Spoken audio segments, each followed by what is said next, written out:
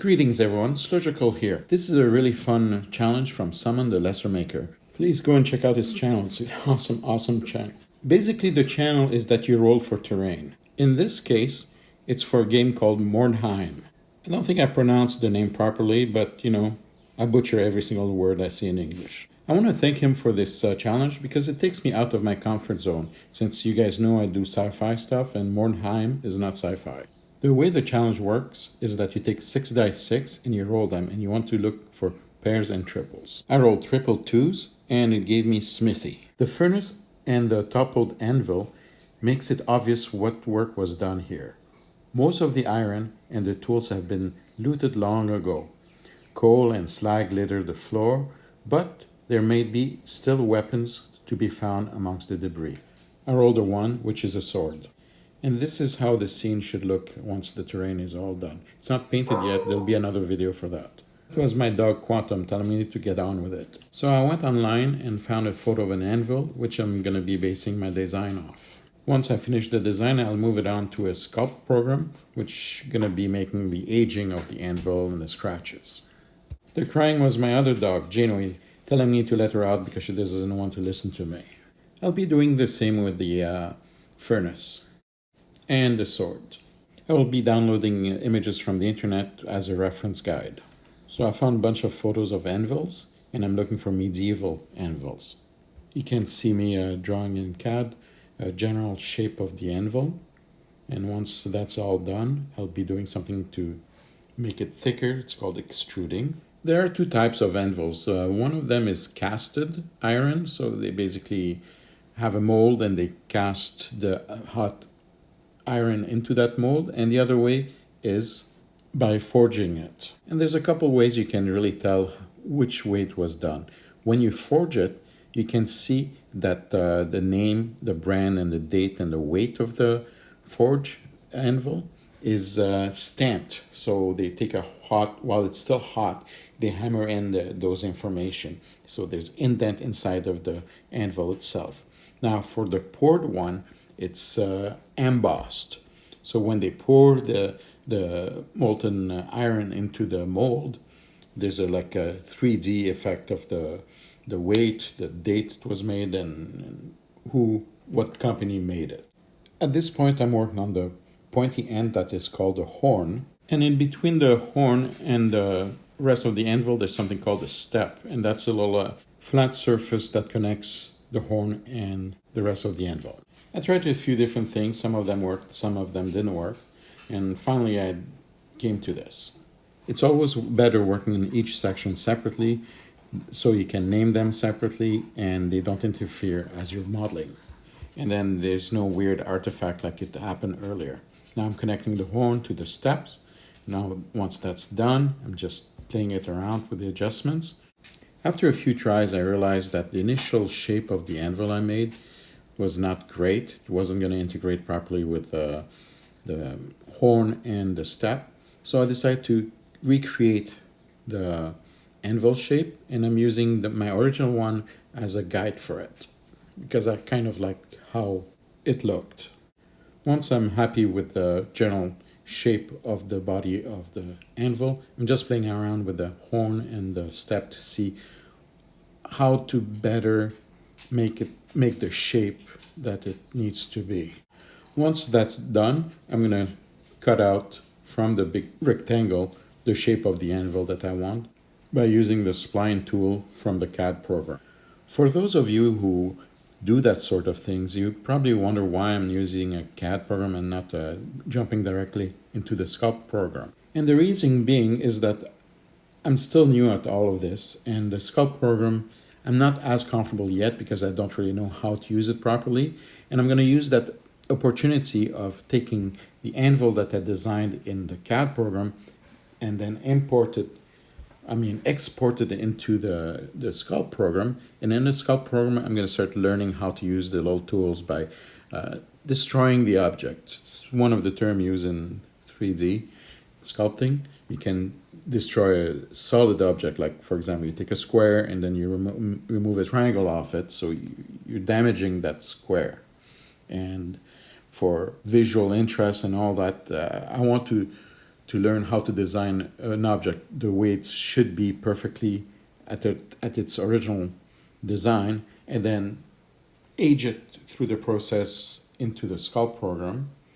And then by doing that aging, I learn how to use the tools in the sculpt. And the great thing, by doing all those mistakes in CAD, I learned better ways on how to do things. There was nothing wrong in how I initially started doing that anvil, but I found a couple mistakes I made and found a better resolution to them. And that is so much fun. It may sound stupid what I'm going to say, but every time I make a square, I find a better way to make a better square, even though the square is the same at the end. Let's move on to the face of the anvil, which is the top of the anvil. There are two features on the top of each anvil. The one I'm working on right now is the hardy hole. It's a square hole that you find on the top of each anvil. The blacksmith used that hole to drop tools while he's working, or he used it to bend other pieces that he designed while they're hot. There is also another hole that is circular, I can't speak English, or a round hole, much easier to say, and it's called a pitcher. It is typically used to punch holes in the piece you're working on. I'm pretty much doing the same thing as a blacksmith. I put the rod that I created there. In a way, I punch a hole. Now the anvil is pretty much done. I just need to shape it in a more realistic fashion with, the weight. If it's elongated and all that, it can tip over. And so it's just adjusting visually the closest I can to what I found online on how an anvil should look like. Once I have the sizing and the shape of the anvil the way I want it, I'm just going to smooth the corners a little bit. It's just nicer that way. After thinking that the anvil was ready to be moved to the next step, I realized that, it's just a rectangle from that profile. A real anvil is not like that. So I'm just going to create a cutout to shape it into a hourglass kind of shape, because that's how anvils are. Now that mistake is corrected, I'm just going to smooth out those corners, because nothing is perfect 90 degrees in life, especially in medieval times. The anvil now is ready to show its age. So I'm taking it to the sculpt program, and I will be making scratches, taking little chunks out and things like that to show its age and an imperfection, because nothing is really perfect. I tried right away to modify it and put some rough edges on there, but I kind of messed it up. But the beautiful part is that I can hit undo, take a step back, and try to figure out how I can fix that. And I realized, if you notice, the number there is 2000 blah blah blah something. The resolution was too high. So I just changed it at the resolution, and it's called a voxel. A pixel is a square. A voxel is a cube instead of a square. That's the difference between 3D and 2D. So now that I changed the resolution of the object, which is great because each object in the scene can have a different resolution. So I need really big chunks taken or added. I changed the voxel size and the amount of voxels. And that doesn't affect the other object base in that software, and it's great. This is a part where it's called sculpting. It's the same principle that you see in a 2D print media. You have the paint program that's pixel based and everything's chunky that way, and you have an illustration program that is vector based. So vector based is a mathematical calculation of the object itself. So if you increase the size of the object, it doesn't modify the space in between, because it doesn't really exist. So you can shape it, make it bigger, smaller, and it stays the same. While in a paint program like Photoshop and all that, it's pixel based. So when you enlarge or change the shape, it doesn't retain, it stretches, it's pixelate, and it's becoming pretty ugly to look at. Maybe I'm not explaining it right, but the idea is the same. A CAD program is like Adobe Illustrator in the print media, and a sculpt program is like Photoshop in the print media. I'm going to be skipping a little bit ahead, but just to give you an idea of what's happening right now is I'm going to go throughout the entire anvil, giving some scratches, some gouges. I will make some mistakes, it looks a bit ugly, I undo it and I readjust it, because you want to show that thing's been abandoned for maybe in the story of the game for 10 years, or if you go a futuristic game and you're an archaeologist, you discover that this thing's been around for 500 years, 600 years, or 1,000 years. You age it the way that you seem appropriate to the setting that you want. Moving on to the next step, I'm looking for a medieval furnace, chimney, the coal, and then the slag. I decided to start with the coal and designing it on CAD, thinking, hey, it worked great for the anvil, let's do that for the coal. And that turned out to be a really ridiculous and dumb idea that would take forever to do a piece of coal. So my attempt was, hey, I'm going to make like 3 pieces of rectangles, shape them a little bit differently, change the angles, and later on I would take it to the sculpting program, and then I will soften the edges, each of the edges, and we're talking about pieces that are going to be like 3 to 5 millimeter big or square. So it's a lot of work, and it really ended up not being practical. And I did 10 of those things. Although that was dumb, it's okay. It gives me a size reference. So now I'm building the chimney. And in the medieval days, you had the chimney. And while I was working on the project, I started to think, okay, how do you get the metal? Especially back in those days, you could be mining it, you can be collecting rocks and getting rocks that have the metal through them. Or another way was from black sand, and you could make iron out of it. And there are a couple ways to collect that iron from the black sand. One of them is that you gather all the black sand, you take it away from the beach, and you filter it. Or another way is you flatten out on a surface and you sun dry it and you use metal. This is the more modern way to collect the magnetite from the black sand, which turn into iron, is that you put the metal over it, hover it over it really close once it's dry, and all the metal will separate automatically from the black sand. And once you collected enough of those things, you just pour it into the furnace, and in turn it melts down and it makes something called a bloom. And the bloom is that hot malted metal that you're going to be using to build or make any kind of tools, metal tools, iron tools. You can make swords, you can make anvils, tons of things you can do out of it. All the blacksmithing comes from the bloom. What I'm describing is just the basic ideas of how things are made from what I research. I'm not a specialist, I'm not a blacksmith, and I'm sure there are a few details or that I'm wrong about this, but that's the gist of things, as far as I know. Now that the chimney is done, I need to put a hole in the base. So what happened is that while the collected metal is into the chimney, there's going to be a lot of residue and bad stuff, and that's the slag. You have to pull out the slag from the bottom so the chimney retains its heat, so you can create that bloom. So later on, once that bloom is done and it's purified, you can work it into making whatever items you want. And making that hole is not enough to be able to just get the slag out as the metal is melting and the bloom is being made. You need to bring oxygen inside of the furnace to keep that temperature going and that heat going to where it needs to be. And to do that, I'm going to make another hole in a pipe so you can blow air inside of the base of the furnace. And that's another reason why you need to remove the slag out. So if that pipe or that hole where the oxygen come through get blocked, the temperature drops and the coal is not going to be hot enough to be able to make the bloom.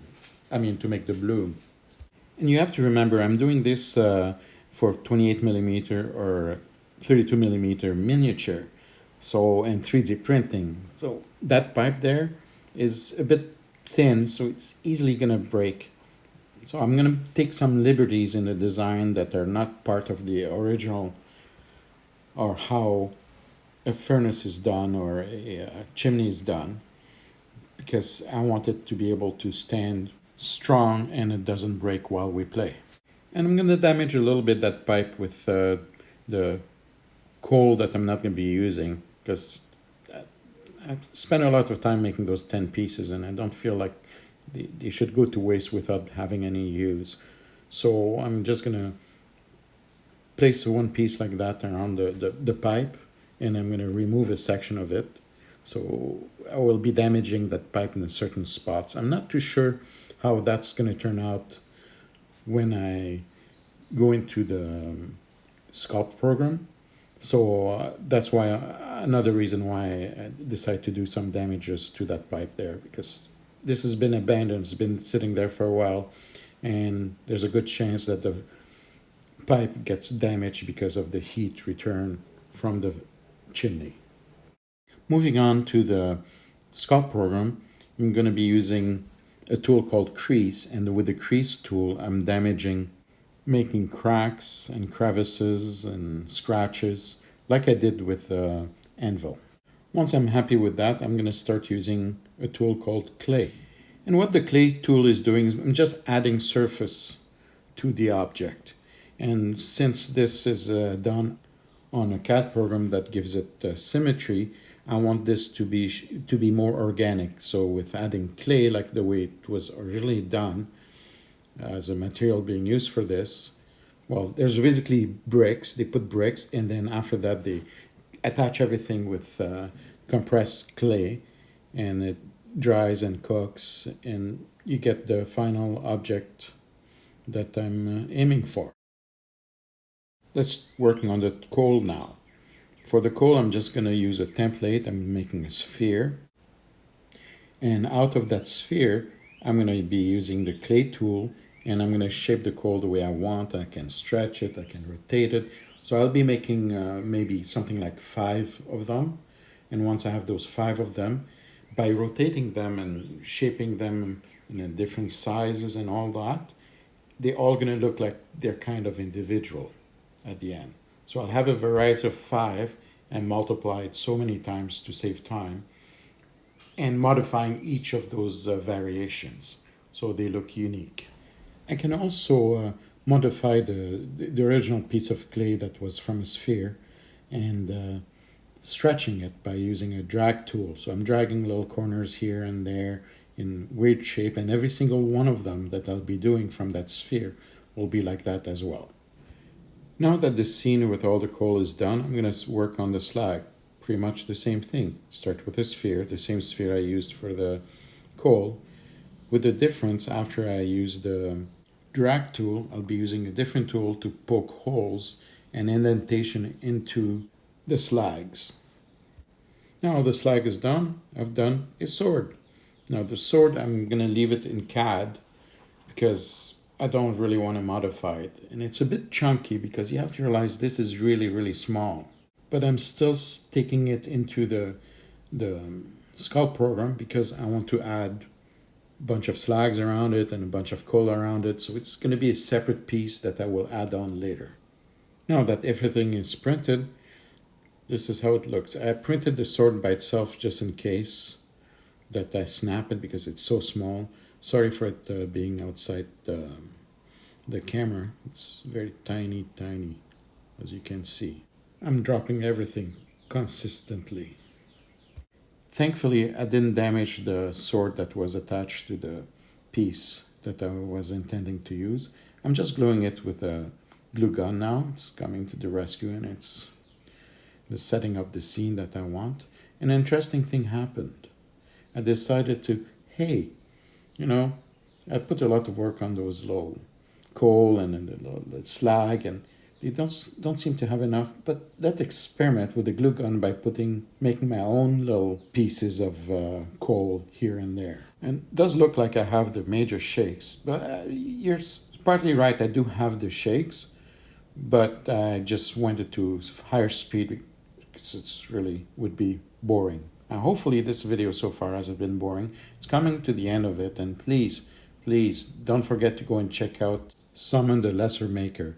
His site is incredible. He started that challenge idea and it was so much fun. It was quite time consuming because it took me out of my comfort zone, and that's great. Any challenges, it just makes you a better designer or maker, whatever you are. I decided to skip a little bit forward because it's a lot of little droplets. One interesting thing that I found out with using the glue gun, it started to actually curl the plastic. And I'm really surprised because it's a 1 millimeter thick. This was a completely flat piece, and now it's bent a bit. So I just tried to unbend it a little bit, but it didn't really work. I'll have to use the hair dryer and soften the edges and flatten it again the way it should be. Well, please don't forget to like, subscribe, and leave a comment. That'd be great. Take care.